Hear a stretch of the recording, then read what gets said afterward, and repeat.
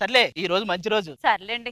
ఈ రోజు చాలా మంచి రోజే. సర్లే అన్నా కదా, ఎందుకని సార్లు చెప్తారు? నువ్వే కదా మొన్న గొడవ అయినప్పుడు మంచి రోజు చూసుకుని పుట్టింటికి వెళ్తానన్నా. చచ్చినోడా, మేము పుట్టింటికి వెళ్తే ఏం వస్తుందిరా మీకు? ఏం వస్తుందా?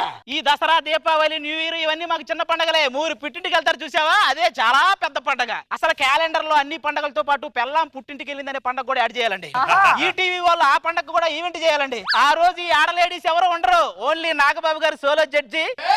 మా మగాళ్ళందరూ స్టేజ్ మీద